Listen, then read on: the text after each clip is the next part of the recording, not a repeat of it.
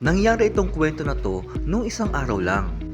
Ang storya na 'to ay merong patungkol sa isda.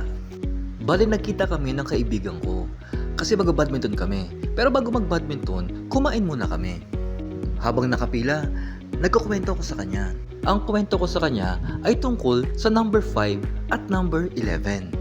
Nakuwento ko sa kanya na dati meron akong post regarding doon sa 555.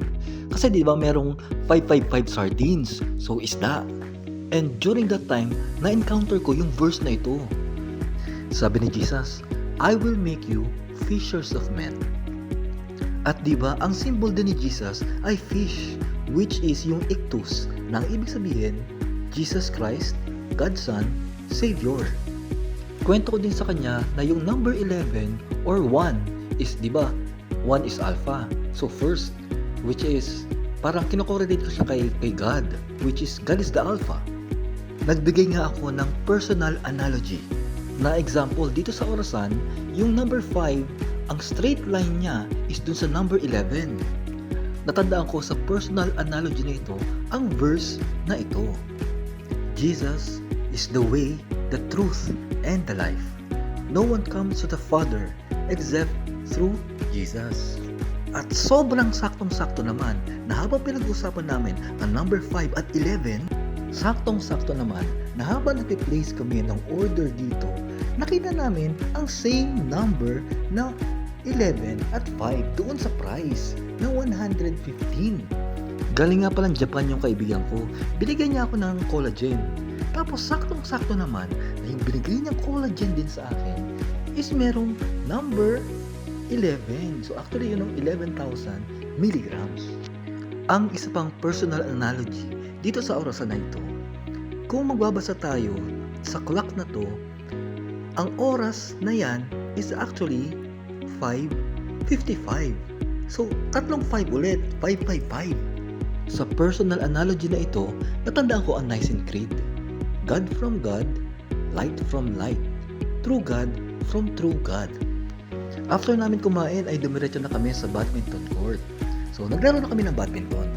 Habang nag-iintay ay nagtingin ako ng FB memories at nagulat ako kasi during that same day, 11 years ago, ang post ko ay midnight high five at the office. At yung kamay namin ng kasama ko is 555. Sa mga ganitong pagkakataon, talagang napapawaw na lang ako. At parang sabi ko, sobrang galing naman ng pagkakataon. Tatlo kami magkakaibigan na naglaro ng badminton. Yung magbabayad na kami sa Q Master, tanong namin, Kuya, nakailan laro kami? Sabi ng Q Master, tig-5 games kayo lahat. So, 555 din. Kaninang umaga ay ginawa ko na yung draft ng storya na ito. Kaso, nagdadalawang isip ako. Kaya hindi ko pa siya natapos. Kaya ang ginawa ko, naglaro na lang ulit ako ng badminton. At doon ay parang nagkaroon ng confirmation. Kasi doon sa court na pinaglaruan ko, sa pinaglagyan ko ng gamit, doon sa wall is merong bakas ng kamay. 555 din. At ang parang pinaka-confirmation na natanggap ko ay yung pag-uwi ko, sumakay ako ng LRT, tapos saktong-sakto pagbukas ng pinto sa Cubao Station, ang nakalagay ay ito, Jesus is the way, the truth, and the life.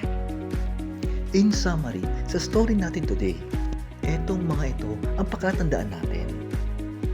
Jesus Christ, God's Son, Savior. Jesus is the way, the truth, and the life. No one comes to the Father except through Jesus. God from God, light from light, true God from true God. Kaya ano pang hinihintay natin?